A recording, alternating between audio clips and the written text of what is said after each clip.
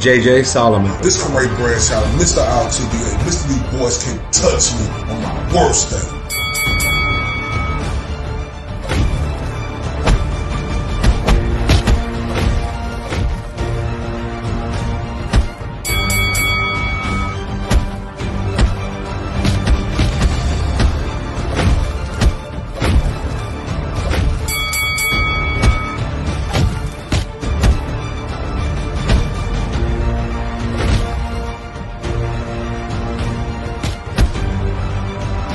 And this is the Spit Bucket Podcast.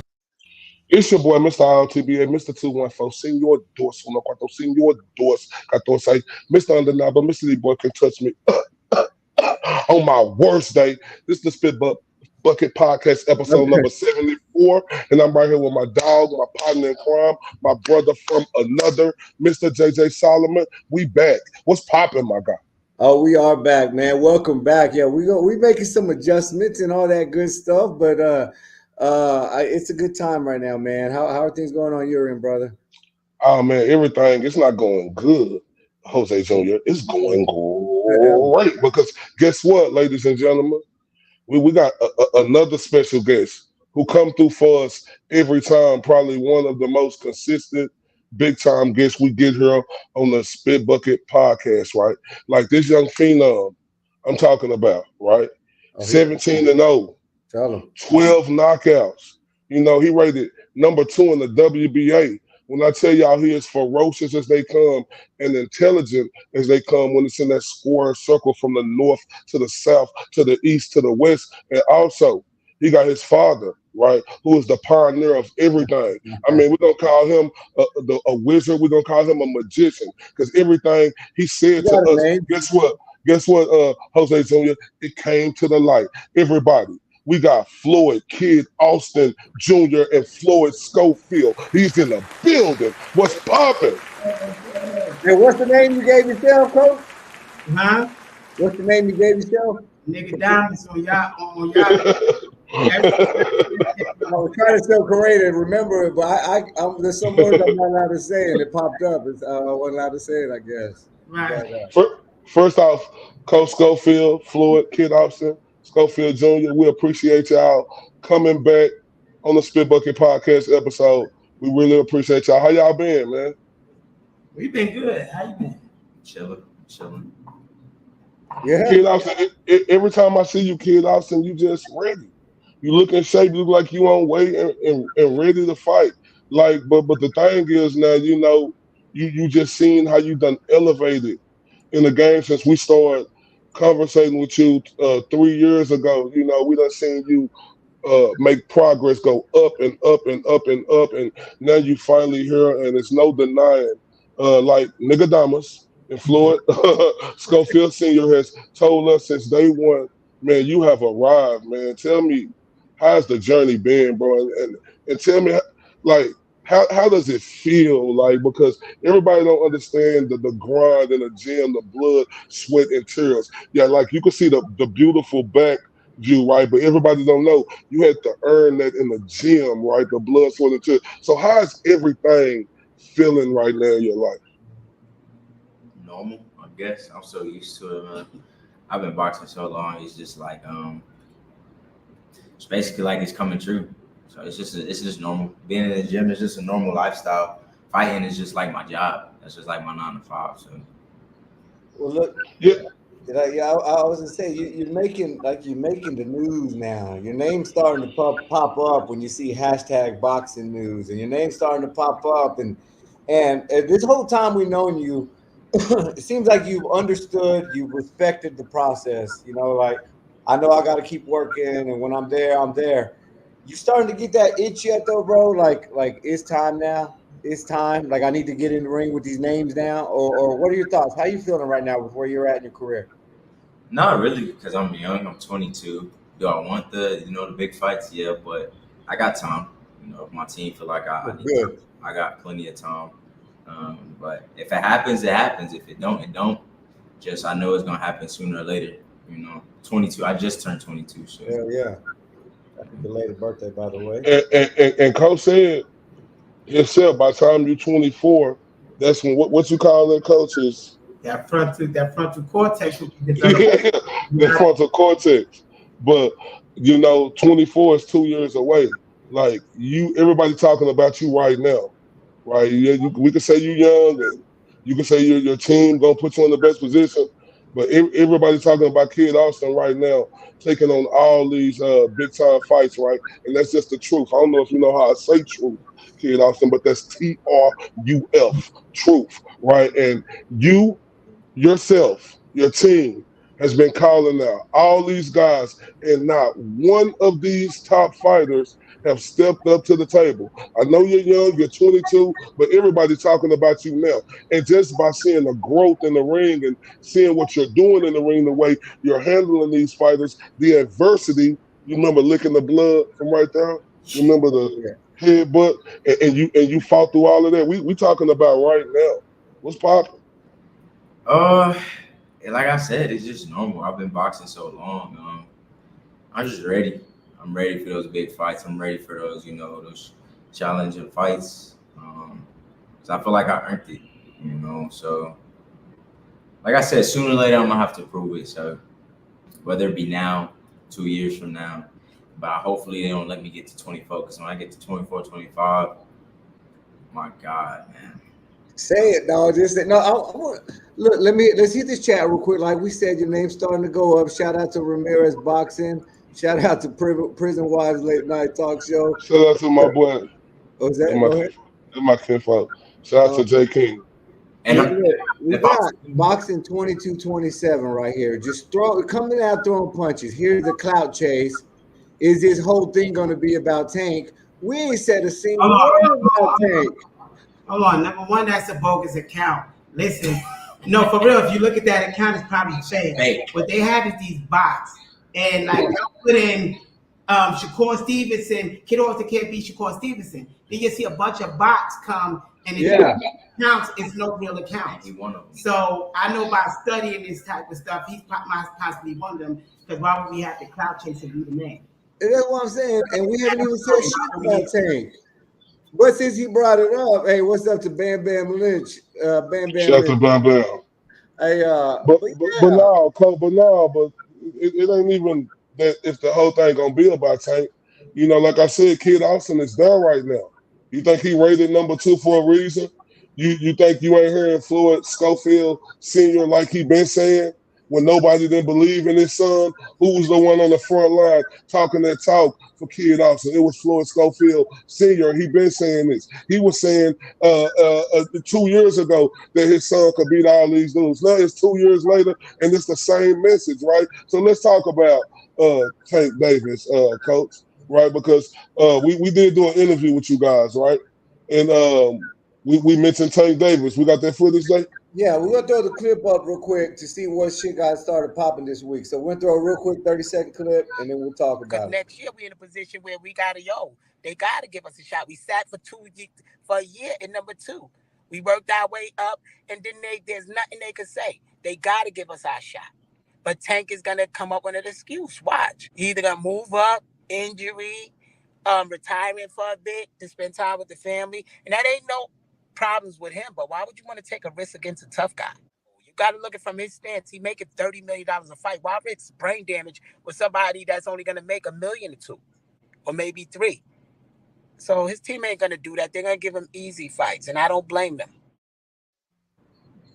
We do that up because just last weekend, Coach Kenny was on Mill City, and they straight up asked him, "You're gonna fight Kid Austin? He's the number 2 WBA ranked contender."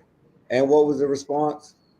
Coach, no, and we not running from Kid Austin, but Tank can't fight forever.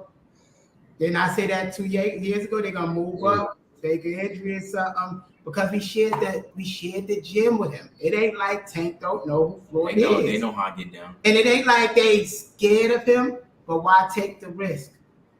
Well, Tank got on and talking some shit. Response to that clip we put out. He's talking shit to Coach, which is unnecessary. And then he had the nerve. Let's keep in mind, this is a guy who, man, no, I don't even want to get into this talk with fingernail polish and shit. But I love and respect Tank Davis. But then he says, "Who the fuck is this kid?" but then we got a picture with this kid. So No, what's not, going on? Let's get some clarity straight from the horse's mouth. not just the picture. Do you got the video where they training together, where he holding Tank feet, where his feet was in 3 camps with Tank ready. So for anybody say Cap, y'all know how many champions we help get ready for fights. So the whole community know who Kid is. The world just finding out. And on top of that, Adrian Broner and Robert Easter, we all like mutual, like those the big bros. So he know who I am. He can ask Robert Easter how was that sparring when I was kid. He know who I am. But like I said, I'm not the one to say he's scared. I'm not the one to say he's running. Just give me my title shot that I deserve because I'm number 2 and paid to moving over. I deserve it. If you don't want to give it to me, get out the way. That's how But he made it. Be. But he made it personal though, right? Because shout out to Floyd. No, let me finish, Coach. He made it personal to me, right? Because Floyd Schofield Sr. is your father, who been leading you the way, who got you up to this rank at the number 2 in the WBA, and he called your dad a homophobic name. Now, Kid Austin, that's when it got to get personal, right? Like when this guy is coming at your father, and all your father is doing is wanting to fight. It ain't like your father is and saying, "Oh, we just give me the fight." No, your father has actually worked y'all up to this point to deserve the fight, being ranked number 2, and he come out and say this homophobic name about your father. Now, Kid Austin, do that make you feel a certain type of way where you want to go knock this guy head off and ask this guy if you think that about my dad, come in the ring and do something about it? Look, how I look at it as everybody gonna have something to say. Tank only saying that because he probably seen other comments saying that. Tank know my pops. He know my dad ain't gay. I mean, like, come on, bro. I ain't gonna. No. I've been around your father. I know that's not true. I'm saying, but I'm just saying, like, I don't look at it like it's personal. Like, do I think my dad deserves a little more respect than that only because you've been around me and my pops? Yeah, but I ain't the one to, make you feel that way. But like when I see you in the ring, like, yeah, it's gonna be like, now I'm gonna make you eat your words, like, and all that gay talk stuff. We just laugh at it. It'd be hilarious because the dudes is like, we ain't even worried about that. Can I say something? Remember when Mike Tyson used to fight and Mike Tyson said he was so scared, but by the time he got to the ring, he was a god? Oh, yeah. Everybody thought Mike Tyson was invincible because of his image. The Buster Douglas whipped his ass, and then everybody else started whipping his ass. That's the same thing Tank is. Tank is scared. So Tank I know he's scared. And Tank know the one Tank got to worry about, not him taking it personal. I got to train him for Tank fight. And I can make it where Tank don't make it out of that ring. So Tank got to worry about me, the programming I'm going to put on him for Tank fight. Because Tank know he can't deal with Floyd. So anybody can say, Cap, Tank running. And Tank know, like I said 2 years ago, we would stop him. And now he made it personal. We might kill him in that ring. Now, I don't want to put it out there like that, but on some real life stuff. Before we just practice, we having fun. We showing mercy on dudes. This is like boxing. But now he want to turn it personal. Watch when we break his neck in that ring or something, hit him dead square in his neck. He don't want to fight. Look, but anyway, I don't want to get out there like that. But when it comes to fight and battle, he better pick his battle wisely because they got coaches, but I'm just as smart as Calvin in it. Because look, I'm right level in less time. Yeah, Coach. Yeah, I'm with you. It'll be personal for me too, where I'm gonna train my guy to destroy this guy because it ain't like you calling him a name or nothing. Which, Coach, I can validate this. I seen nothing but beautiful women you dealing with at Kid Austin. Oh, numerous times. No, brother, no, not me, brother. No, I'm not saying. No, I'm not saying if they was there with anybody. I don't know who they was with, but I know it's been beautiful women around. So I know that's not true, but I like it made me feel a certain type of way. It ain't like you called this dude no vulgar name or nothing, right? And for this guy to come out and say that about you, right? I think that was below the belt, right? And your words that you're saying that he made it personal, Coach. I agree. I think in your position, I would take it personal too, and train to really dominate this guy when we get in that ring. Your boogeyman is scared of the demon. That's all it says. The boogeyman is scared of the demon. Talk about the sparring a little bit, because the thing from that interview you said was that Tank said with his own mouth that he don't want to get in the ring with Floyd. Oh, because I was sparring. Wait, hold on. I don't want to reflect backwards because then they'll say, "Oh, y'all reflecting on." True. We talk about we the number 2. After Zepeda go get this belt, on this side we are his mandatory. So if he's running and all of that, people could talk about Cap anything they want. After this fight, we got to do our job this fight. So we're not looking past this guy November 2nd. But after that, we are Tank mandatory. Now, if he want to drop the belt and run to 140, they could call it anything they want to call it. I called it exactly what it was and what it is. Because we offering them a fight, we will give hours to charity. So it ain't the money. They don't say, oh, y'all need money. Nah, we don't need the money. All of our purse will go to charity, to the Salvation Army, the women's shelter. Say that again. Say that part again. In case this comes up in negotiations and that y'all were... We will give our purse 100% to the Salvation Army, the women's and children's shelter, the place that we do yearly drives for. We will give our whole purse there. It ain't about the money. We want the opportunity to show y'all Kid Austin is great, and he will stop Tank. I told y'all, if y'all seen the interview yesterday, I said I'll fight for 10,000. Just give me that belt. Give me that. And this is another thing. Everybody threw out all other fighters, right, surrounding fight Kid Austin. Coach, this is a fact because I've been knowing you 3 years now. The one fighter you always said you wanted was Gervonta Tank Davis. You said, okay, the other guy's cool, but we want Tank. You was imminent on that. Why were you so imminent on that at the time, Coach? Is he the best of the crop out of the guys? Is that the reason why you've been so imminent on fighting this guy? You know, when Kid was working his way up? Yeah, between him and Shakur, those was the top 2. But Tank is the boogeyman. Tank is the only guy with power. So I want Floyd, before he get his grown man power and the frontal cortex developed, to gain that experience, win, lose, or draw. The same way Canelo did with Floyd Mayweather. And although he lost, look at the knowledge he gained. He became a way better fighter. So that's why I want to get in there. I want to see them two bang. I want to see how Floyd do against a power puncher that knocked people out. That's what I'm saying. Yeah, go ahead, Kid. Nah, just cause like everybody got their opinion about like why you want to fight Tank, why you want to do that. It's because just cause y'all scared of that individual, don't mean everybody else is scared of that individual. He a regular man just like me. I mean, he bleed just like I bleed. I mean, he get cut just like I get cut. So I feel like people who got that opinion, it's that because they scared him, because they wouldn't get in the ring with him. So I just find it funny because realistically, boxing terms, I'm up for the belt. Whether people like it or not, it's my turn for the belt. So it's like either, shut up and watch me go do my job and watch a good fight. I 100% agree. Like, all the fans need to shut up, right?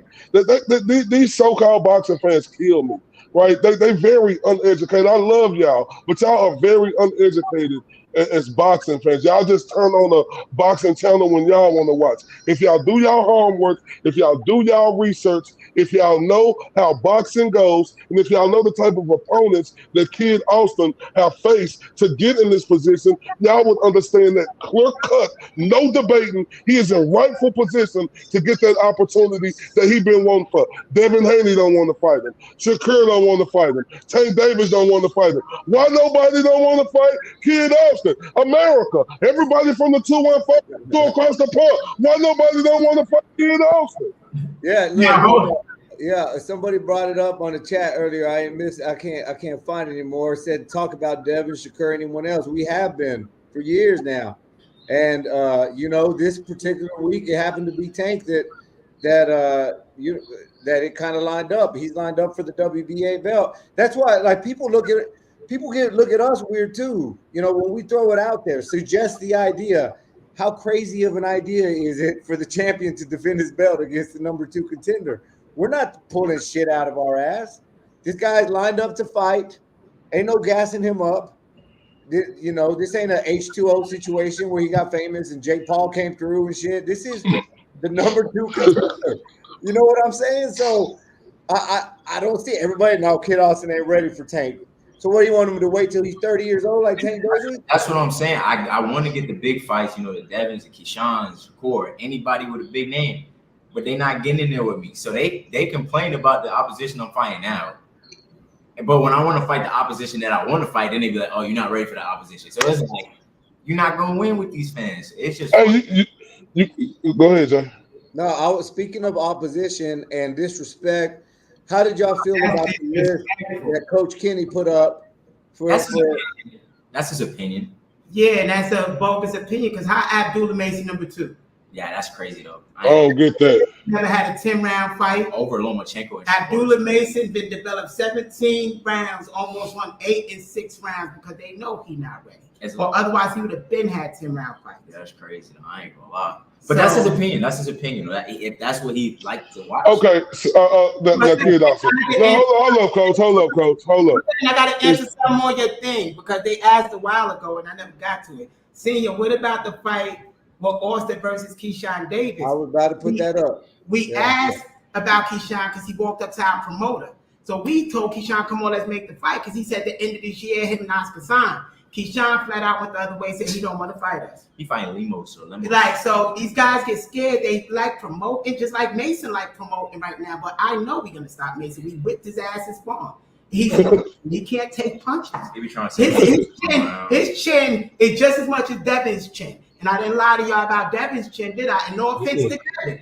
I told y'all what was gonna happen when Devin had a fight. He did 3-4 years ago. And I'm telling y'all about Mason. Mason body does the same thing Devin body does when he get cracked. He start holding. His body can't take it. So we ain't worried about no damn Mason. Mason is not in the top 10. Keyshawn is running. Shakur broke his hands. Tank is hauling ass. Devin ran up 2 weight classes to make sure we don't catch him. We're going to get our undisputed belts, and we're going to go to 140, get undisputed like we said we're going to do. Put that list back up, JJ. Just real quick. Put it back up.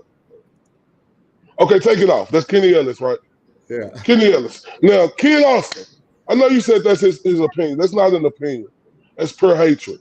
Right. That's pure hatred for Floyd, Kid Austin Jr. That's pure hatred. Kenny Ellis, I respect him. I got a lot of respect, but I don't respect that, Kenny Ellis. That's a pure disservice for you to have this guy, Abdullah Mason, ranked higher than the guy, Kid Austin, who done actually put himself in position like that. That's not an opinion, kid. That is pure hatred. That's what that is. Look, I just look at it like that's cool. Take a look at him. Of course, he's not gonna put me up there with his top guy. I think he'll be fighting his guy. Of course, he's not gonna put me up there, and he know what Tank would do to Abdullah. I mean, come on now. And Shakur. Yeah, and so Lomachenko. I'm not the one because I got a whole list that look way different than that too. So I ain't hating on it. That's his list. Cool. But when it come and I knock that top guy off, I just want him to put me on the top of that list. Then he could put Tank under. Then he could put Abdullah number 3. So Abdullah ain't number 3 on shit. I'm just saying. Pardon me. I ain't supposed to be cursing. So let's talk about. If I had that list, number 1 is Floyd Schofield. That's why the boogeyman is. Nah, rearrange that list though. Like realistically. Realistically, I would say William Zepeda because he is number 1. I would have Javante, William Zepeda, Floyd. Floyd because Lomachenko took a loss. Shakur is out of there. Hold up, Coach. Coach, stop. Go back on, JJ. Hold on, Coach. You just said Shakur out of there. What do you mean? His hand. Shakur was in a power punch-up before his hands got messed up. Man. I spoke on that. So you don't think Shakur would be able to recover for this or ever be the same? You think he's going to always have hand problems going forward? No, I believe Shakur need FS Promotions to partner with him and them to promote him because he's going to be fighting more like Floyd later on in his prime. If Floyd wasn't getting the knockouts like Pretty Boy Floyd, but his fights can't be that boring to make people not want to come and stuff. So he need good marketing. He needs some other stuff with him more than boxing. And listen, I feel like the problem with today's boxing is we put these champs when they're still developing. And I still, even though I thought the world of Shakur, I felt he was still developing. And now this is going to set him back even more. Shakur, I might be feeling for Shakur the way I feel Tua for Miami Dolphins. Like it might be time. Like I don't know if he's going to recover from this in time to keep that reputation he has. We'll see. I'm going to have faith that he will because that's how he feed his family. So I feel you, and I don't mean that disrespectfully whatsoever. He will be a legend. He will do his things, Floyd, and then we'll get a chance to fight, and all that. He's a great boxer, so I mean, it didn't set him back so much. He's just gonna keep, tapping, getting his points, keep boxing. Well, how great is he, right? I mean, he's a great boxer, but is he a great thinker, right? Because I remember this going back when Kid Austin said, man, when we did an interview with you, I need to put that clip up. He say, man, if I was Frank Martin or whoever it was, I would have took 100,000 to get that fight. So why did Shakur pick the guy who just got knocked out instead of go for a guy who was ranked number 2 in like the WBA, like a Kid Austin? Like, why he didn't do that? That was a good fight for his promoter to make. He just got with the Turkey Alashiki and stuff. So that would have been a good fight to promote Shakur. They had to get him, like, make him look good. They couldn't give him a hard fight like an Isaac Cruz or something on his first pay-per-view event, But that's between him and the promoter. I don't know. I don't get it. Yeah, but he might be out of time for that though, dog. Like, it's time to like, y'all got too much. We at the right time. Huh? We at the right place. No, y'all are. Because like right now, people are frustrated. I'm gonna be real honest, because like we keep hearing Tank Davis, Shakur Stevenson, like the same names over and over, but they are not fighting each other. And what I do love about Schofield, and let's talk Abdullah, like it sounds so far y'all are ready to fight each other. This being, that Mason fella, the kid that promotion that came from Shakur. Mason was never on, so we're not going to bring him in this conversation. If you want to bring Keyshawn, or bring us, because we can't Tank. We're not. Man, I think that smokes Keyshawn. I'm just putting that out there. You're gonna smoke Tank. What's people that? People gonna be shocked. I've been telling y'all since I met y'all, Floyd gonna stop Tank. No, you have been. You have been. And I'm telling y'all, people gonna be shocked, like, yo, he really stopped Tank. Yeah, I hated that when this hype around this kid who ain't fought nobody. Do I see the talent in Abdullah? Yeah, I can see the talent, but I want to see you actually grow before people start, swinging from left to right off his nuts, saying he is the one. We ain't seen enough competition to see he is the one. And why, with people, like, don't do that to that kid. They better let Abdullah grow. It's gonna be a bad night in the office if they put Abdullah Mason in there with Kid Austin right now. Like, I ain't gonna lie to you. I got Kid Austin. Like, and I've been telling you this, Coach. Right. I done seen the growth. I done seen the opportunity. I ain't even talking about in that fight. Excuse me. I apologize. I'm talking about overall in the 135-pound division. I got him as the number 1 guy, right? Because, see, this is where I get frustrated with these uneducated fans. See, wanting to fight everybody, I thought that was the epitome of boxing. All you do is hear Floyd Sr. and Floyd Jr. saying they want to smoke with everybody. I thought that is the epitome. But then when he have to fight a guy because nobody want to fight him, like Kid Austin was saying at first, it's a problem. But then when he calls out a guy who people saying is that guy, it's still a problem. So you can't win with these uneducated boxing fans out here. You can't win. I love y'all, but y'all are dumb. Are you uneducated boxing fans? Well, that is right. Like, what the hell? Like, They talk shit that you ain't fought nobody, but then they talk shit when you call out the names. I get it. We've seen the preparation. We've seen the devastating power. We've seen the IQ at such a young age. And this isn't, this ain't a Kid Austin gassing up session. This is just like, we've been saying the same shit for a long time. Like, look, who else y'all want to fight? Boxing 227, who might be a bot, according to Coach Schofield. Like, who else y'all want to fight? We've been over there hating this whole time. Let me ask you, Boxing 2227. Oh, let's keep it going. You got a lot to say. It's just a regular question. Who do you want us to fight? Yeah, exactly. 2 guys. Zepeda moving over don't want to fight us. He's number 1. Tank is the champion. So you want us to go backwards after we grinded up the old 4 times a year? Let me tell you, Mr. 227, or Floyd captured, whether he about or not, 4 titles. He went the old school way. We captured the Texas state title first, lightweight title. Then we captured the WBC title. Then we turned around and captured another ABF title, an ABF title. Then we captured the WBA title. So we didn't just go in there fighting, and we fought 4 times a year, every year, for the last 3 years. And we paid most of it out of our pocket, independently, from homeless, grinding up to this point. We didn't get no handouts. We didn't get signed from the amateurs. We were doing so good ourselves that Oscar came to us and said, do business with us, we'll make you a star. We didn't, but we turned down deals. We turned down Al Heyman. We turned down all of that stuff. So anything about clout chasing, nah, that ain't us. We worked hard. We earned that was the old school way. We number 2. We going to get that title, and then we're going to get all the other titles. So you can sit there and hate all the time, or you can sit there and watch greatness happen right now, because we will become undisputed. Like that man don't know me from a can of paint, which is cool. I'm pretty sure I don't want to know you. But it's like he's saying the same thing. Fire that Keyshawn. We just answer Keyshawn. It's like you get the same thing with the same people. Fire Abdullah, one of the. Listen, Abdullah is a prospect. Floyd not a prospect. Let me educate you on that. He's a contender. It's 2 different things. He's contending for the title. He's ranked within that top 5. Abdullah not even ranked in the top 10. Not in the top 10. Man, why is he trying to do Abdullah like that? Why he want to see Abdullah get? Put Abdullah out there, but what? No, but why he want to see Abdullah get broken early in his career like that? Like, why do he want to see that? Why do they want Kid Austin to break him? Why do they want that?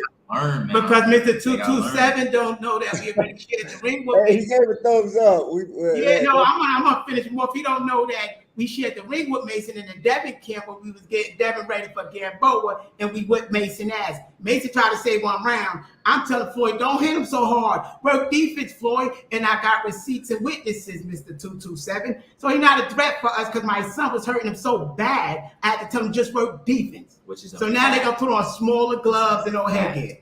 He's not a threat. So you gotta keep begging your comments up. Anyway, go ahead. Let's forget Hey, him. CW, aka Reggie Bush, said, Kid Austin, one day do you think you'll be better than Ali? I won't say that because Ali's a great. I feel like I'll be better than what I thought I would be. Right. Ali's in his own lane. Ali great, but look what Ali's good for. So hold on, what? So what type of dumbass question is that? Like what's like no, and it ain't dumb, right? But it's just like, why would you bring like Ali into the mix, right? He's a heavyweight fighter. Like Kid Austin is a 135, could possibly, going to be 140, and his max probably could be 154, right? So why they won't compare him to that area? He's not a heavyweight. Like, that's a dumb question, dude. If you're gonna, it's not a dumb question. Here's why it's not a dumb question. And Coach, I'm gonna put this one on you, because you said one day my son is gonna retire as the greatest of all time. The greatest of all time. People connect to Muhammad Ali, so that means CW, aka Reggie Bush, has been watching y'all for a long time because he's been hearing y'all say that. So, Coach, I know you want to speak it into existence. I mean, shit. No, not Ali. Ali isn't great to us, but Ali was a great man. If y'all gonna compare him to Sugar Ray Robinson, who's the greatest boxer of all time, or Henry Armstrong, the second greatest boxer of all time, people who had over 100 and something knockouts, forget just wins. So that's what we competing for. I told my son he's gonna be 80-0, but our goal is to have 80 fights. So I don't think Ali had 80 fights, and the wear tear Ali had when he left the ring with the shakes and stuff. You know, I believe they would say be greater than him because how we gonna lead the ring. And another thing, Coach, this is what knocks me about boxing fans, or so-called boxing fans who say they love the sport of boxing, right? Why wouldn't they want you to be confident in your son like that? Why wouldn't they want you or to not knowing what you're seeing in your son and look in the position you're in now? Why wouldn't they want you to say, my son is going to be the greatest? Ain't everybody saying that? But see, the difference is a lot of you dudes, y'all sit down and pee instead of stand up like a real man. Coach got the kahunas to come on here and say that his son is going to be the greatest of all time. Because if you're trying to be the best in the business of anything you do, you have to have that mindset. I think it's lack of knowledge, because they don't know I invested a lot of money into this. It wasn't like Floyd just woke up one night and, okay, he's going to be a boxer. Since 2, he's been in the boxing gym, in the play pit. Since 8, he's been, homeschooled with boxing. He's been hypnotized with boxing. He's been programming. That's why I'm crazy, because he wanted to get me hypnotized. That's why I'm crazy. That's why. Yeah. Like over a year, because he used to be in the amateurs, and the reason he didn't want the USA Boxing National, he would get nervous. Like once he hit like 13, 14, for some weird reason, have all the boxing skill but get nervous. So I ended up paying to get him hypnotized for a year. Where weekly they would play the sounds of monsters and beasts and programming that nothing could beat him. You're a demon, you're this, and then at night he's had to go to sleep, and it played him from a kid for like a whole year to program what y'all see in the ring. So by design. Well, so Coach, I was just gonna hit these questions because these kind of have to do with each other. Mosquito Spray, what's up? Mosquito says, ask Floyd if they would entertain a move to 140 for one of the champs. At 135, give him a shot in the next 6 to 12 months. And then we have Bam Bam also said, I'd like to see Floyd fight Tio. Has the 140, it seems like 135 kind of everybody just stuck in the stomach. Have y'all thought about that? And what do you think about a fight with Tio? I just told him after we get this belt, this tank belt, we're going to go up to 140 and be one of the champions for their belt, go back down to 135 and collect all the other belts. So then when we move up to 140, we're already a champion, and we're going to get those belts. We was just talking about that. So we just talked about that in the car. We're not scared of 140. We're not scared of none of them dudes. T.O., none of them. All of that whole Floyd Mayweather era is not fighters. They boxers. They want to look cute. You can look at guys who come out the ring, and they don't got a black eye, bloody nose, cuts, but they was in there fighting 12 rounds. So I'm not saying T.O., but I'm saying just in general, that boxing community. It's a difference. We would love to share the ring with a team. At 140, he's going to be even bigger. We bringing him down to 135. 140 is going to be dominant. Look, man, I'm in shape, man. Look at that. Damn. Ooh. So, Coach, so you think Tank going to run from him and not going to fight him at 135? You don't think Tank will ever fight Kid Austin? I think Tank going to fight Kid Austin at 147 or 140. It won't be an advantage for Tank if he fight Floyd at 135, because I know, like his team know, he's too drained. If Floyd can move and hit too hard, it will he'll be stuck in water. It'll be worse than when Pitbull Cruz fought him. Like, we'll beat him by such a far margin. So they know that. But at 140, he'll be a little more hydrated. Because if he put the weight clause on Floyd, we can make that weight clause and still beat him up.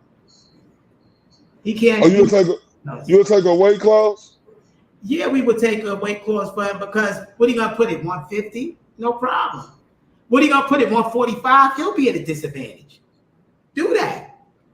So for us, it's no problem wherever he want to go. Remember, he's 180 pounds, sucking himself dry, fighting dehydrated. Chunky, I'm telling you. He's fighting dehydrated. He's staying in camp year round to make that weight. That's why he got to move to 140.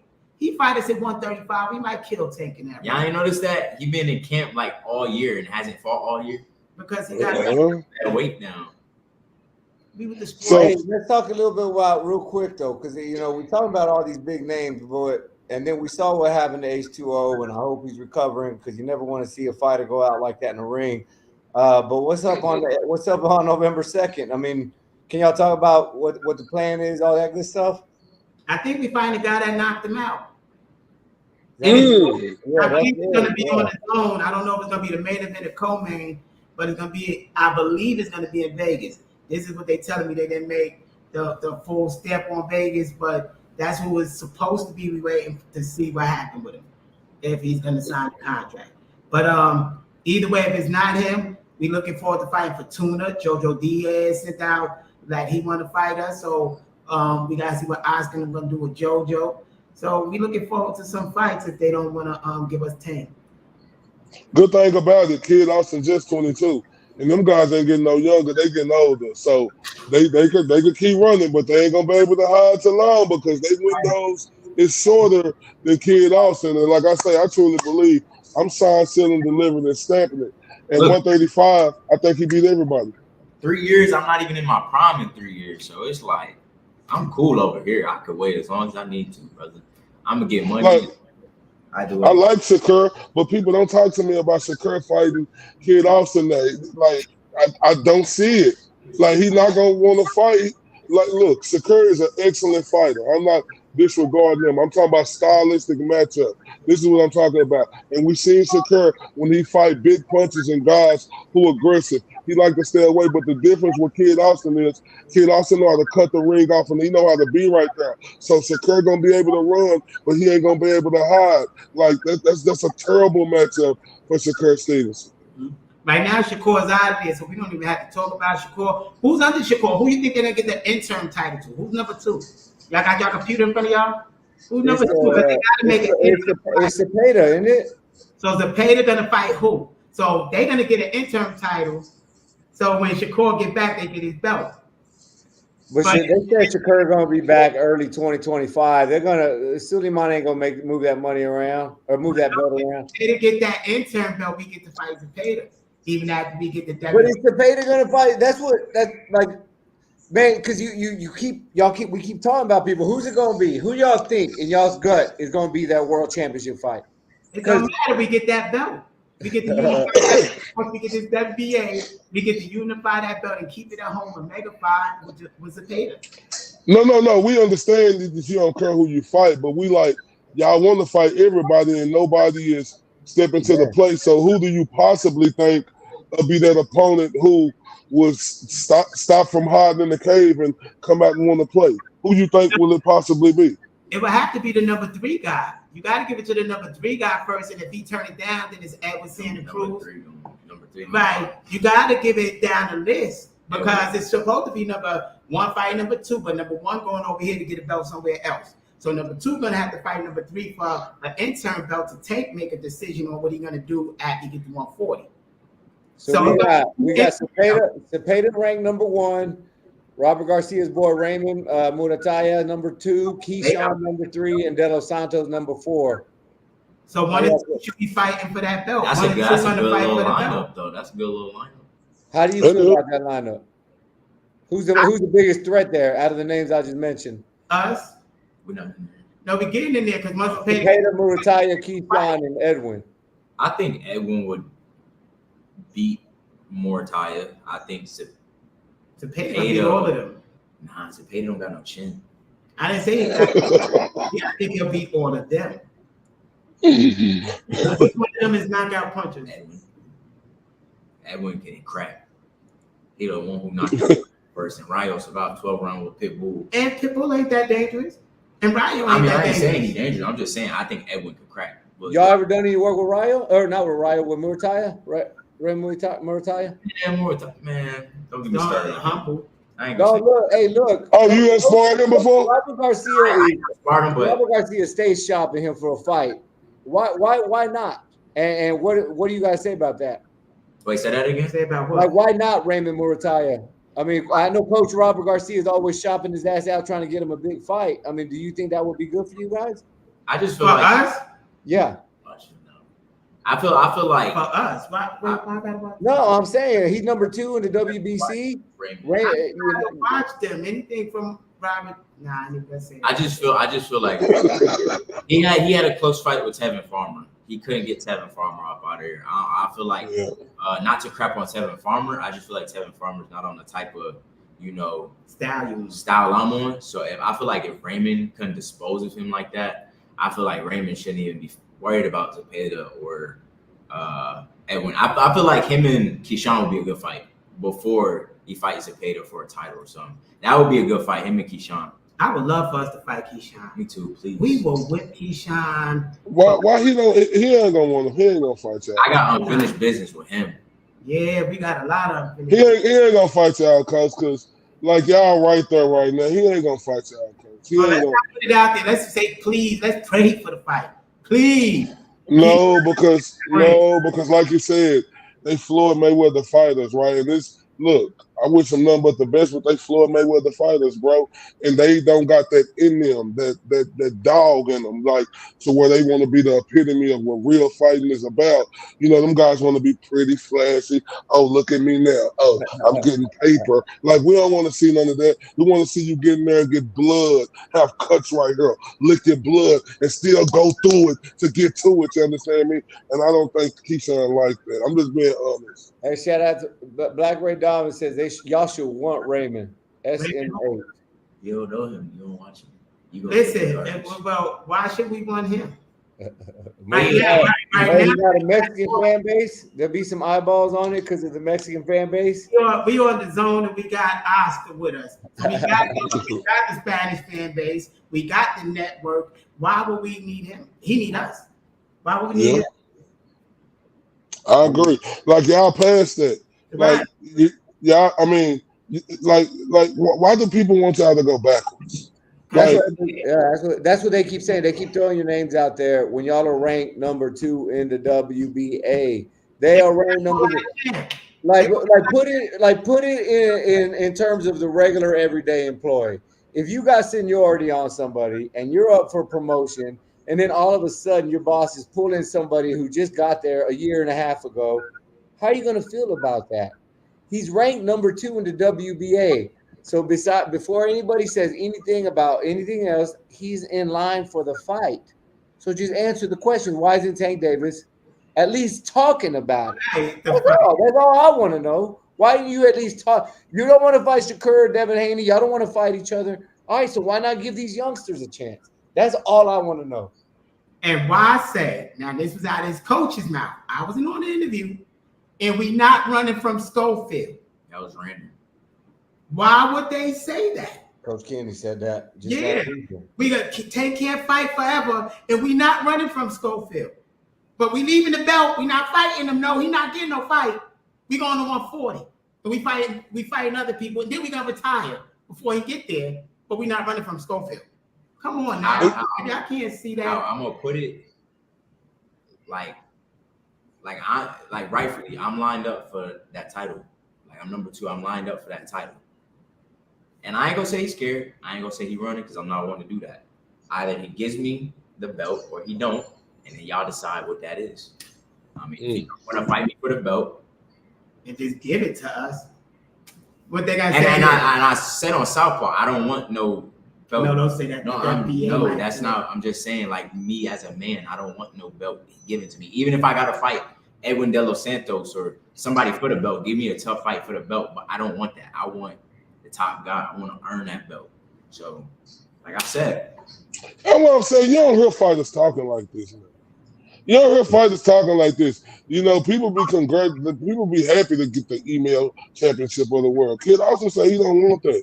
Kid also say he want to fight the champion for the belt. Why people not respecting that? See, y'all are the people out here, the boxing fans, the uneducated ones, but I still love you, right? The uneducated ones. Y'all don't want to see the boxing grow as a sport by these guys taking on each other. You guys are worried about, and look, this is another thing. Everybody talking about Gervonta, right? Yeah, he a big name, but how big of a star is Gervonta? Because his last pay-per-view didn't do that good, like everybody said it did. Like when he did it with Ryan Garcia, boy, it did numbers. When Ryan Garcia did it with Devin Haney, it did numbers. So y'all saw me the key predominator. Because when he did it with Frank Martin, he didn't do so well. So stop talking about me as Gervonta, such a big star. He's a big name. I get it. But he's not that big of a star where he's just doing these $1 million or $300,000 or $400,000, $500,000 or $600,000 pay-per-views where he's put himself in position where say I don't got to fight him, and then you go from Crayola goatee and Leonard Ellaby, then looking like the abominable snowman now with his beard, right? Who like that guy kills me. Like Leonard Ellaby, like he kills me. Like even the sign on his forehead, it kills me just to hear how he avoid the answers for Tank Davis. Like Tank Davis is like on God status, like, and that's what's messing the sport up. That's why I'm so appreciative. We got Kid Austin. I will say, and I'm just gonna put this out there for everybody to to look at it. Like, has Tank not for the last couple fights been losing every round? So I'm saying if a fighter can beat him, one could take. They gotta be able to take a punch. One hit, but can fight like a perfect fight, whole 12 rounds. Like what Marios was like in the 10th round, 11th round, he was about to win. But he just got comfortable. So you mean to tell me if a fighter that's beating Tank all them rounds can fight a perfect fight? And come on, everybody know he ain't no threat. They just Tank fanboys at this point. You can't fall asleep. And on some real shit now, people gonna run with this, but it is what it is. Pitbull Cruz is a C-level fighter. Do y'all agree? I Is he agree. an A-level fighter? I agree. I agree with that. And he kept up with Tank. B minus maybe. That close, and he's a Came up with C-level Tank fighter. with one hand though. Now Tank. So if we give Shakur the pass for fight with one hand. Hold up, I didn't finish it. Cut me off real fast. Now all his great knockouts is most of the time people that moved up from 125 or something. Little guys. Not people that's naturally big, like a walk around 155, 160 pounds, cut down to 135. They people that come up that's smaller. So come on, you got to look at all the equations here. And then they say, oh, well, he fought Barrios at 147. Is Barrios and I love Barrios. He go to the gym with us. And I don't want to insult him. This is not an insult. But do y'all consider Barrios an A-level fighter? I don't consider him no A-level fighter. But I say Barrios have greatly improved. I got Barrios right now. If he fight Bruce Ennis, I got him smoking Bruce Ennis. No, so there is a second way for Barrios. Be a C-level fighter. I consider him like a B minus. So my question is, Tank ever fought an A-level fighter? No. Everybody put him on that. And that ain't no hate on Tank. That ain't no hate on Tank. He is not. Look, when he still hadn't had that superstar fight. You could call Ryan Garcia, but what the hell is that? Like he had a broken rib. Right, and he sent the spy to the camp to know Ryan had. He didn't get Ryan a good fight. He sent the spy to know he had a broken rib. He turned around and had him go to the weight class to make him so much smaller. See, Ryan is way bigger than Floyd weight-wise. So so he still didn't fight him fair and square. Yeah, if y'all see Ryan in the Devin fight compared to the Tank fight, I went back. Ryan looked like a crackhead in that fight. And hold up. He also weight drained Barrios. Barrios came out and told us about that stipulation he had on Barrios, so he couldn't gain that much weight. Fair and square. Who had That's a good point, though. He fought fair and square. No, and I ain't never gonna sit on here and take away from another professional fighter's resume, because all of y'all sons of bitches are psychos, and it takes some crazy shit to get to where y'all are at. But look, Tank is a superstar. Shakur is the big name. No, but like here's what I'm saying: that talent level, the margins between the champs and the superstars and the prospects is a lot closer than a lot of people think. Like Kid Austin can wake up tomorrow and be the baddest man from 135 to 140, and just because the media keeps feeding Shakur Stevenson, Tank Davis, Devin Haney, that's all people want to talk about. But there's so much talent, starting with the Schofields. So people are so quick to say, "Oh, we're reaching," or y'all are clout chasing, and all that shit. It's a lot closer than what everybody thinks. So the point I was making is Tank and Kid is on the same level, whether they believe it or not, and they want to put them up here. So in my mind, if you said superstar, Tank might have commercials now, but Tank haven't had major endorsement deals up from Ford and stuff like that. Came and sought him out as a boxer. So major corporations wasn't seeking Tank out. We was there. We was there when the Ford came and seeked out here in Dallas. Remember? Y'all was at the state. We were there. Dallas sponsor for it too, also, as well as the corporation came at us. So, and like different things like the movies. And so when they talk about superstar, this is the only real superstar coming out of boxing right now. To be honest with you, that knows the marketing, knows the business, cross between movies, books, everything, crossing NFTs. So superstar, he's reaching areas that average boxers can't, like the NFT market and stuff like that. The people that don't even watch boxing. So it's just something. Tank isn't a superstar. Tank is a great boxer. Floyd Mayweather was the superstar, and that's what made Tank come into the forefront. Not his boxing skill. He didn't blow up from his boxing skill. He blew up from Floyd Mayweather, and his smart team got him easy people to knock out. That's all they did. He had a smart team that got the right opponents to make him look good, to make him a cash cow, so they can make 20% of $30 million. It's all business. It's not fighting. On that note, and I know it's almost been an hour, so we'll finish off with this. Y'all will have some back and forth with Carmel Moten. Speaking of a Floyd Mayweather fighter, A lot of people putting a lot of stock. I know it's early. Early. I just want people putting some eyeballs on him. Kamel will get fucked up. Could we ever see? Get fucked up bad. I said that on the post to Kamel. That's why he took it down. He too small. Floyd would destroy him. I know him from the amateurs. I watched him grow up. This ain't nothing I made up. I told Floyd which two was gonna make it out. Abdullah and him. It wasn't like I watched hundreds of fights from these kids, or at least 20 or 30 Kamel fights. I sat there and watched this little boy and said, "Yo, he's gonna be a star." Floyd will fuck him up bad. Can I say that? No, I can say that. You can't say that. No. The world wants to hear kids talk about it. Me personally, I feel like I would do damage to him, and not like I ain't taking away none. Like I see Kamel, he's a great fighter. He take too many punches. He takes too many punches. Too many punches at a young age. Yeah, it's cool. He taking punches from like people named Kevin Johnson, like people fighters that come in at the Mayweather's boxing gym. Cool, but when the ounces get on and you fighting a real person that's gonna crack and stand right in front of you, come on, bro. Like sparring is way different from a fight. And like I said, great fighter, he gonna come up to 35 one day, and when he got him to 35, he got CB.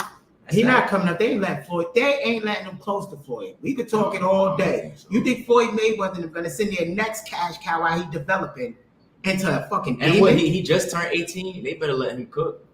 Yeah, no, ain't a threat for us at all. He take too many. But punches. if he not in my category, I feel like he next up. I feel like he'll beat the brakes off Abdullah.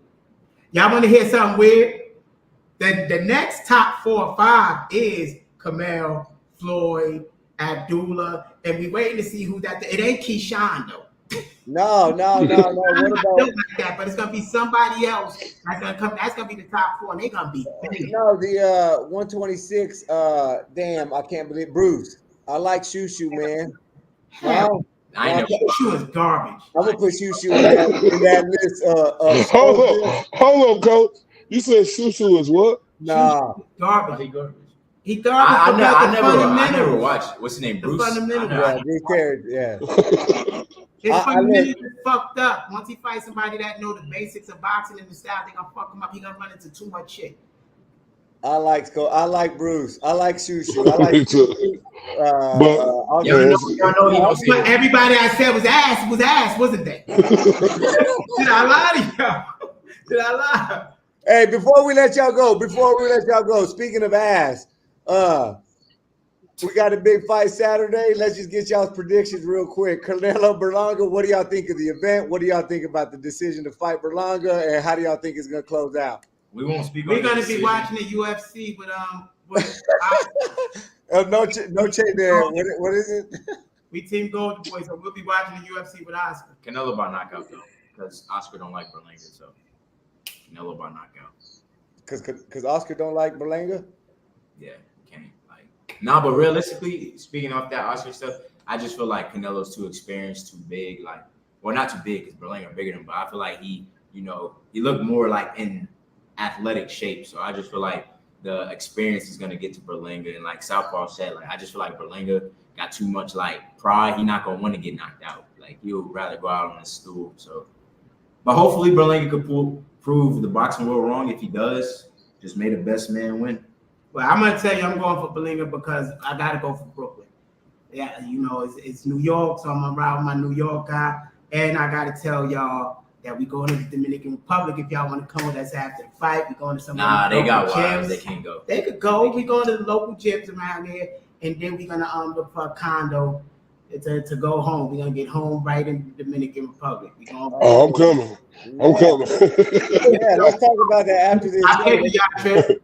You see, he had to look to the side to see if his wife. Yeah, he's not getting. No, let's connect. We will talk about that. We'll document the whole shit too, man. That'd be cool. Oh God, that'll be something to document right there. Probably the first week in December. The first week in December, so y'all can be back for the holidays, like a Thursday, Friday, Saturday. Oh man, yeah. Definitely. Let's most definitely talk about that. But yeah, all right. Well, Kid Austin, Coach, we appreciate y'all. Y'all got anything y'all want to tell Tank Davis before we leave? A little piece. Thank you for the belt. Or any fighter. Thank you for the belt. Thank you for just clearing the way and just leaving us the belt. Thank you for the gift. To every fighter out there, I ain't seen crazy yet. I'm letting y'all know. But I'll just leave it at that. That's what's up, man. Well, we appreciate y'all again, Well, man. talk that talk, kid, Austin. Tell them you want all the smoke. No, I'm being shit, like all serious stuff, bro. Like, No, I know. y'all gonna Trust me, I how know. I like fighting. Y'all gonna see how much I like fighting. Trust me. I believe in Coach Floyd Schofield Sr. I believe in him because everybody don't think it's peaches and creams, right? Me and Coach had our back and forwards, right? But at the end of the day, when somebody is able to prove me wrong instantly, I'm a believer. I'm not going to disbelieve what this guy say. I believe you, Coach. I believe in you. I got a lot of love and respect for y'all. I think Kid Austin is that guy at 135, and whenever one of them guys, finally come from up under the table looking and seeing if he's still there and say, "Oh, I got no choice but to fight him," he's gonna show everybody why he that guy. And put your money. If we fight Tank, put your house. Oh man, I'm putting everything. So much money because we're gonna stop Tank. I'm putting it. I'm putting it on. And I want my cut. I'm putting it on. No, let's get that charity money because that's what people are gonna take out of this. That's right. Holy shit, that would be something, man. He said he will fight Tank for free. For charity, bro. Like Tank, man. Give me the belt. That's all I want. And Tank will be helping out the Salvation Army, the women's shelter. That would be what is it, like $1 million, $2 million? And how good an opportunity for Tank Davis to clear his name with the women of the world than donating to the women's shelter. Because there's a lot of women who hate on Tank Davis. Yeah. So this would be a perfect opportunity. But all right, guys, y'all have a good night, man. That was petty, man. I didn't want to say blow. All right, we gotta go, y'all. Y'all take it easy, man. We appreciate y'all. Y'all have a good night. What's up, man? Shout out to Floyd Senior and Floyd Junior, man. Man, I always have an excellent interview with them. Shout out to everybody who was on her, man. They were busting. It was great. It was a great chat tonight. I'm gonna put on a real quick commercial, and I'm gonna be back like in a minute and 5 seconds because take commercials. They put 2 of them on. I can't put 2 of them on. I can only put 1 of them on. You have to put in the air real quick. All right, bro. Give me a second. We all have battles. We fight. We train. We work. We persevere. And we celebrate.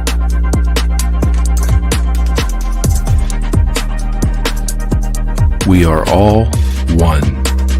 I can't do anything if I can't walk in my prosthetic. It's a lot of pain that I feel throughout my day. It can be very intense. Now I just put that balm over it and it will heal up much faster and it will let the callus recover. That's amazing. It is a total game changer. I am hooked. I am absolutely, I'm just hooked. Life is hard. KO makes it better. KOCBD.com.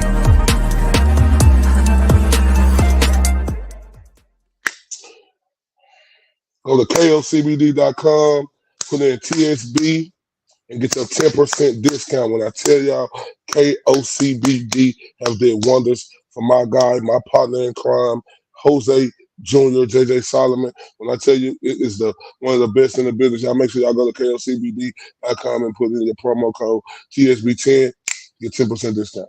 Facts. Holler at the homies. Appreciate you coming in, Corey. Hey, y'all don't leave just because the Schofields are gone. Because we got some hot boxing opinions about this Canelo Alvarez Berlanga fight. Look, Corey's already got his face in his hands. But real quick, before we get to Canelo Berlanga card tomorrow, bro, let's just recap the Kid Austin Schofield, Floyd Schofield, and his pop Floyd Schofield. How you feeling about him, dog? Like we've been part of the journey for a minute now, since before he even was officially signed with Golden Boy. How you feeling about it, bro? No, I love it, bro. It's just to see the maturation, of going through the grind and getting what they said they was gonna get. This ain't promised to every fighter when they step inside that square circle. Everybody have hope and admirations of being in this type of position. And we done been around a lot of fighters who have hope and admirations and ain't able to make it in this type of position. So when you're able to be around a guy and see his hope and admirations come to reality, that's special for us. I'm not biased towards Kid Austin. I just see the truth in him. Like I say, man, his dad done went back and forth, but he always proved me wrong. So now I'm a true believer in Kid Austin. I think he is the guy at 135, and it's going to be determined whenever one of them guys, come from out the cave, come from up out the closet, because they see the boogeyman and get in there and put on the fight. Yeah, dog, and I got to throw that in there too, man, because a lot of people. Shakur Stevenson himself said, "These guys are Floyd Schofield cheerleaders." No, I've been saying this for a minute that that gap between the champs and the prospects is not what we think. I know we hear about Tank all the time, and I think the world of Tank Davis. I think the world of Shakur. I think the world of all them guys.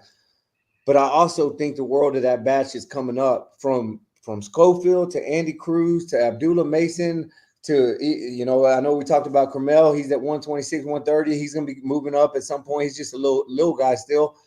Like, there's a lot of talent there. And it just takes one bad night and one good night from one of these youngsters to change the whole landscape. That's all I'm asking the audience is be open-minded, because we haven't seen Tank Davis win that career-defining fight. We haven't seen Shakur win that career-defining fight.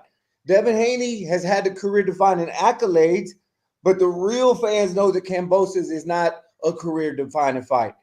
And then you had the Lomachenko fight, which people still argue. A lot of people thought he lost that fight. Yeah, so you got those names, Lomachenko. Like Lomachenko lost again. He lost against Tio. He lost against Devin. And Salido.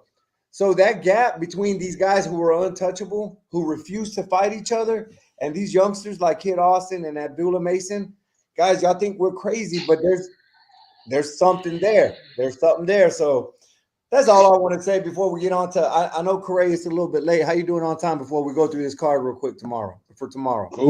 Cool. We saw the weigh-ins.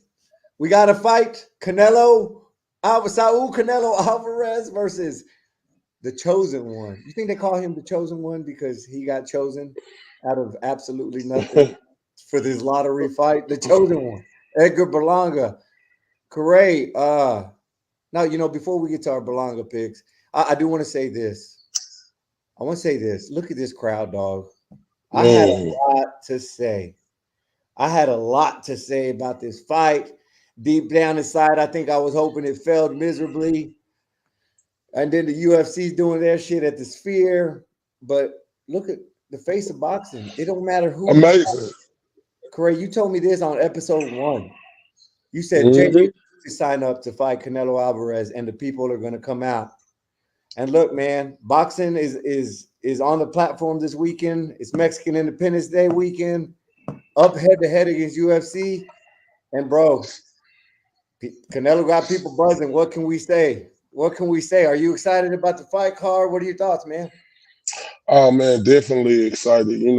When it's a Canelo fight, bro, like I was saying, on the previous show I did, right? If you ain't never been and covered a Canelo fight, it's the best thing ever, right? The best thing ever. I have never seen an atmosphere, right, like that ever in boxing. Like a Canelo Alvarez atmosphere, JJ. It is stupid dumb. When I tell you, that's why one of my favorite songs now is Viva Mexico, Viva America, Viva. Like, JJ, listen to me, bro. Like, you would think Jesus walked through AT&T Stadium when they put that music on and Canelo Alvarez walked through there, bro. Man, that dude right there is unreal, bro. No, it's something else, and it's undeniable that Canelo Alvarez is the face of boxing. And look, I took a lot of heat, because I run most of our Twitter account, and Corey, I don't always ask you for permission before I post something, and so the Twitter account is a little bit more my thoughts. And I took a lot of heat for talking a lot of shit about Canelo and his choice of fighters. And look, I still feel the same way when it comes to there's fights that he could fight that we would rather see. That's undeniable, right? But at the same time, Canelo is terrific, fantastic fighter. He's a hell of a fighter. I have him up there in top 10, maybe top 5, whatever. But we just got to appreciate the greatness. And they can't always fight who we want to fight. But let's appreciate the weekend.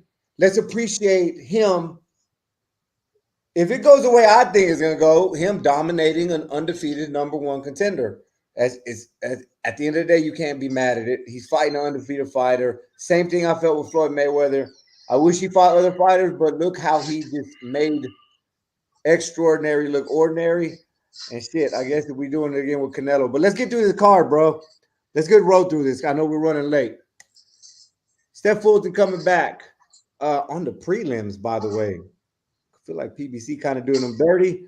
Fulton against Carlos Castro. Carlos Castro 30-2. Obviously, Fulton coming off 21-1. Anyway, whatever that was. How your thoughts on it? What do you think, Craig? I got Carlos Castro, man. Oh my!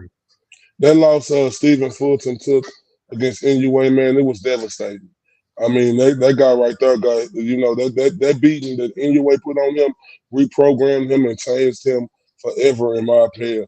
And I got Carlos Castro coming out with the victory, and yeah. I'm going Fulton. Steph Fulton is a terrific fighter, hell of a boxer. He fought a once in a generation fighter against Inoue, and Inoue showed to the world why he's the number one fighter in the world. Up there with Bud, but I got Inoue up there. I got Fulton coming back, making a statement and putting his name back in the mix.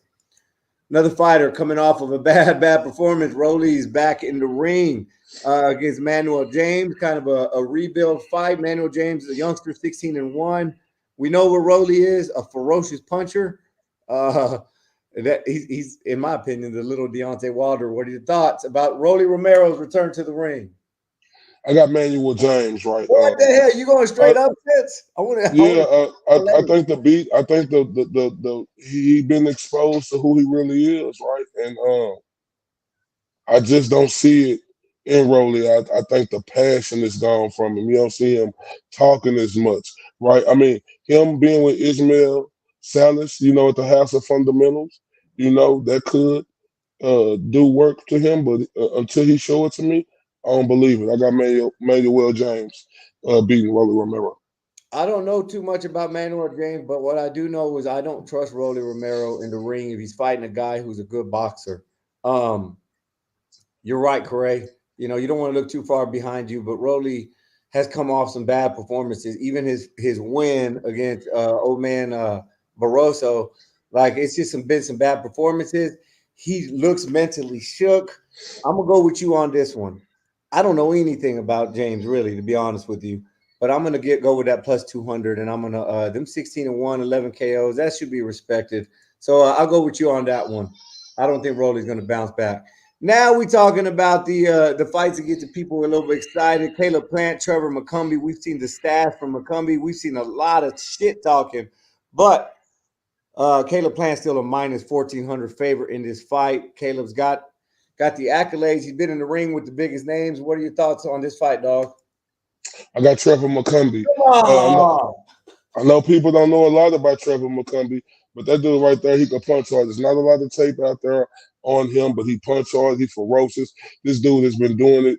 He turned pro while he was in high school still, and for him to be able to get to this moment right here, I'm telling you, JJ, he's going to be a problem for Caleb Plant.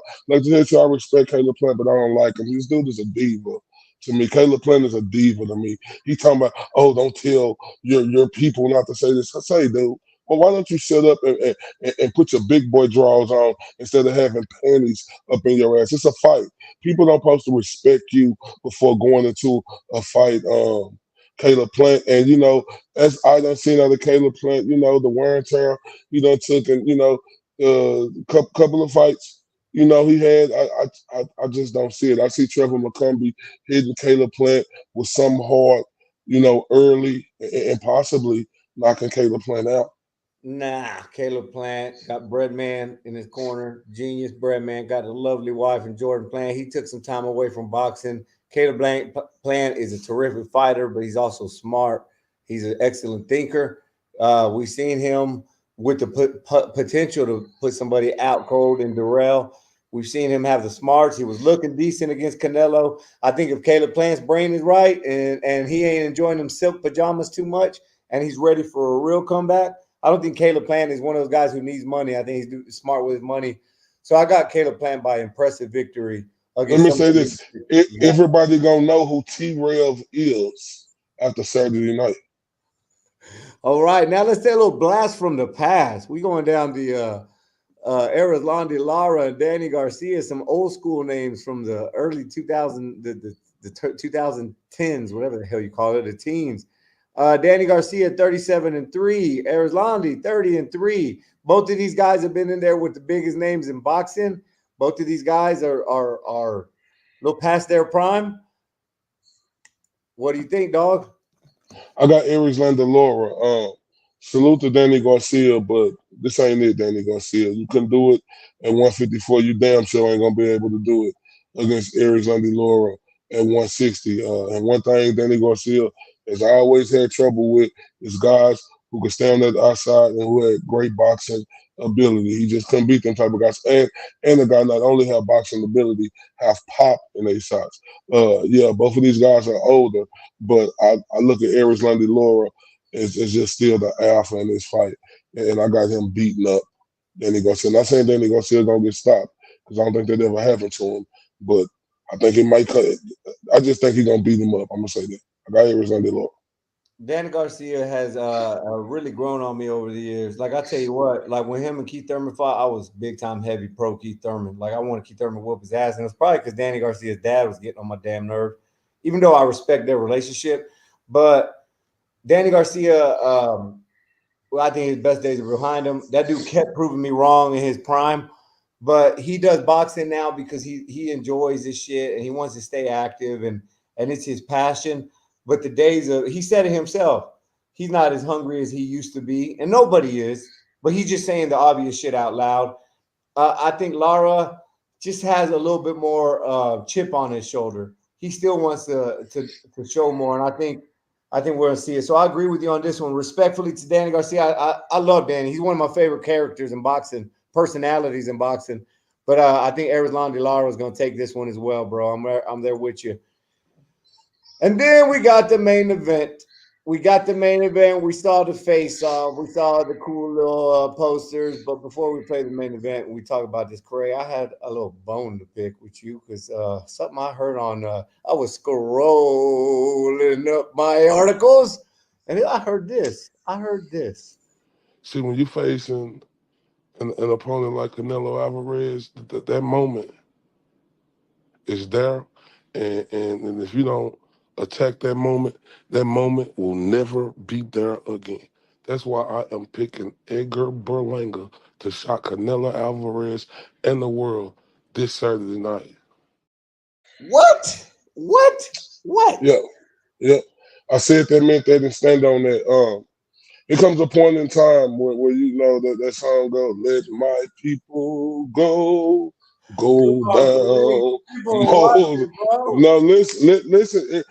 People can say this, but I've been the only advocate I can see on YouTube who said Edgar Berlanga was gonna get this fight, and Edgar Berlanga deserved this fight. See, this is what's wrong with boxing fans. Yeah, I know who Canelo is, right? But Canelo ain't the same guy he used to be, right? He's the more skillful fighter, but he's going up against a younger, stronger fighter, in my opinion. And this is the difference right here. I see everybody, they respect Canelo, right? Everybody respect him. Show him the ultimate respect. Want to kiss his ring, bow down to his feet, give him the Aladdin rug so he can fly all around the world. No, I'm talking about the fighters when they finna fight him. The fighters when they finna fight him, right? Edgar Berlanga has shown no respect. No respect, and that's what you're supposed to do. Yeah, thank you, Canelo, for giving me the opportunity. But if you, Canelo, I'm finna knock you out, right? And what I seen out of Canelo, I seen different characteristics out of Canelo. I ain't seen Canelo start waving down like this, like he telling the dude to suck his stuff and slapping across the side like that. And then Canelo coming out saying, "I'm going to knock you out. I'm going to knock him out." So that means to tell me Canelo is going to get out of his element going up against a big, stronger puncher. One thing I can say, Edgar Berlanga, I don't know what he did, but he has gotten in Canelo's head. It's going to turn Canelo to something that he ain't. I'm going to tell y'all like this. This is how Edgar Berlanga going to do it. His mid to long range game. Y'all going to see Edgar Berlanga throw the best jab of his life. the best jab of his life, because if everybody know you set up a proper jab, that brings everything else. And I want everybody to know to look for the punch. I'm not saying he's going to knock Canelo out.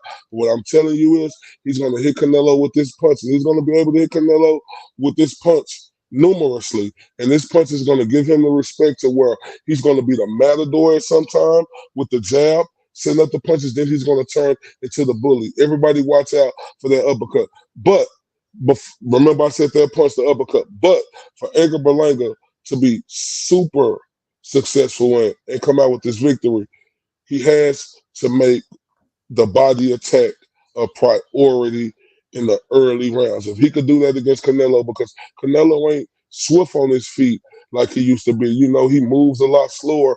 Canelo's right there to be hit, right? And like I say, when Canelo doing like this, if Edgar Berlanga could pinpoint him with that jab and timing when Canelo trying to work his way in, that uppercut or that left hook, gonna be easy money. I got Edgar Berlanga for the upset of the year.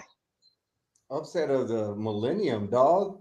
That'll go up with damn near Buster Douglas and Mike Tyson. I don't know. Hold on. Let's see what Vegas has this. Plus 1,000, correct? So you put $100, you win $1,000, you win a whole stack tomorrow.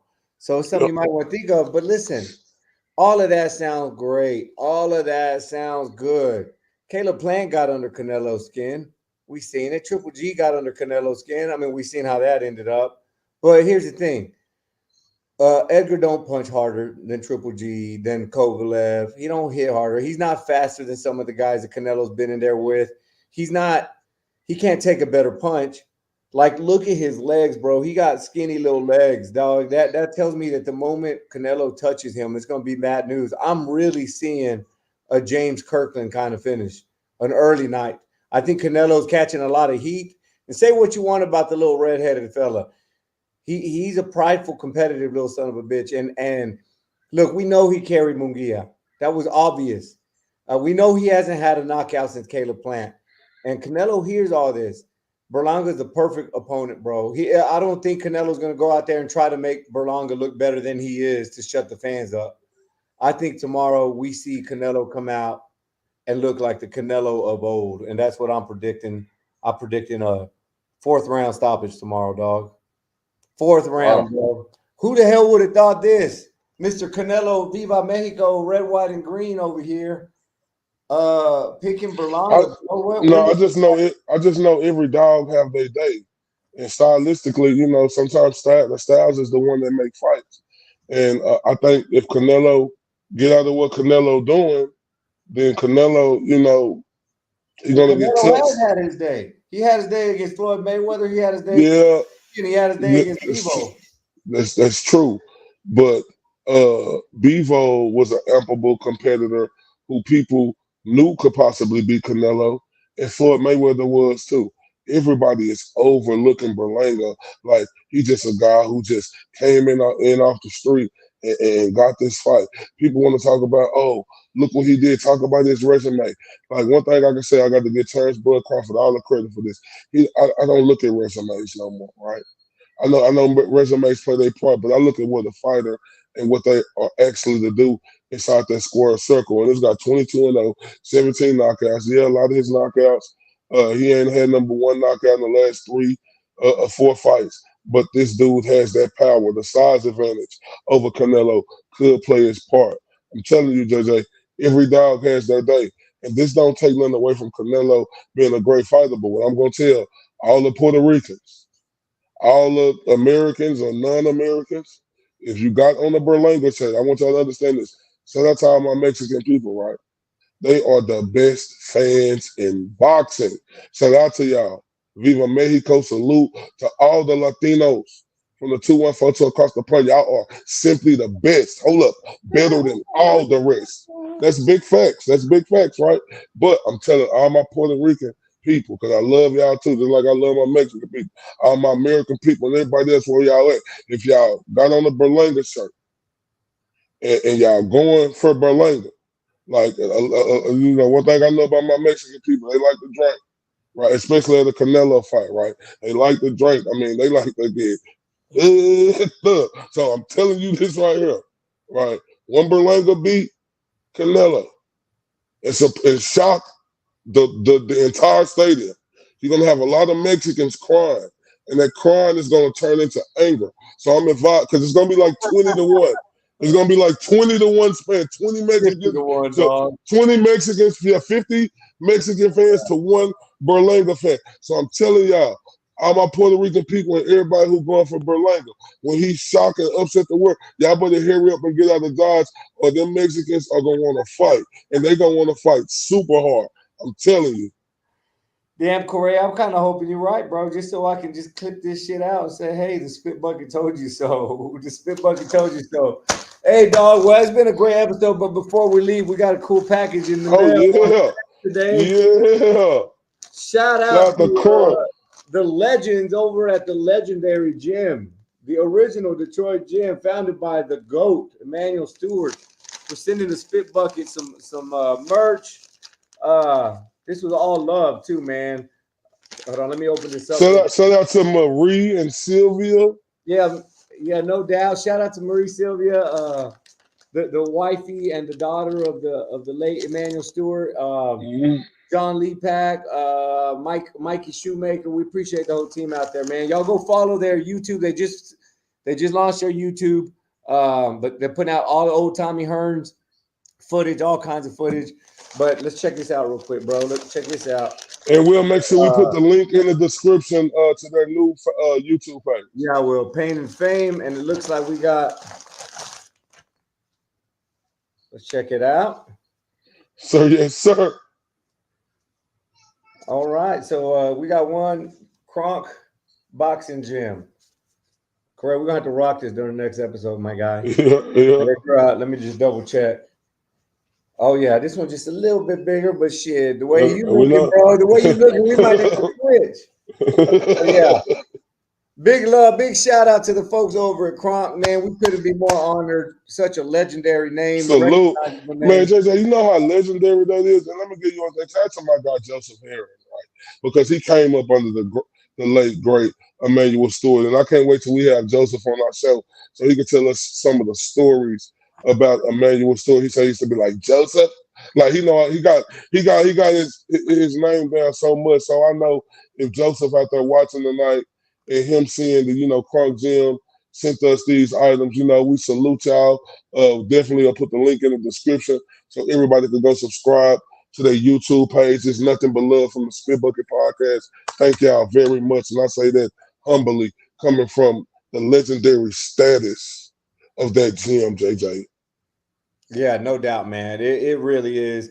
Like, dog, had you told me when we first got started that I was ever going to get like a Kronk package in the mail, dog, like, so I'm just really grateful to even be like we in conversation with these people, you know what I'm saying? So much love, much salute, keep grinding. Those guys are pumping blood into the brand, so the brand that deserves all the recognition in the world in our boxing community. So appreciate you guys. Corey, great night. Guys, we going through some adjustments on our show. We're coming back with some new content, new ideas. So y'all be patient with us. We had to jump on here and talk to the Schofields because we had some hot news this week, but we're coming through with some good stuff. We ask that y'all follow all of our social media because we are going to have content on Twitter weekly. We're on TikTok and IG and all those good things. Facebook, giant community on Facebook, 30,000 plus people. So y'all link up. Y'all follow what we're doing because we about to take it to the next level, Mr. Bradshaw. Yes, sir. This has been the Spit Bucket episode number 74. Salute to everyone. Peace and love. This is JJ Solomon. This Corey Bradshaw, Mr. RTB, Mr. These boys can't touch me on my worst day.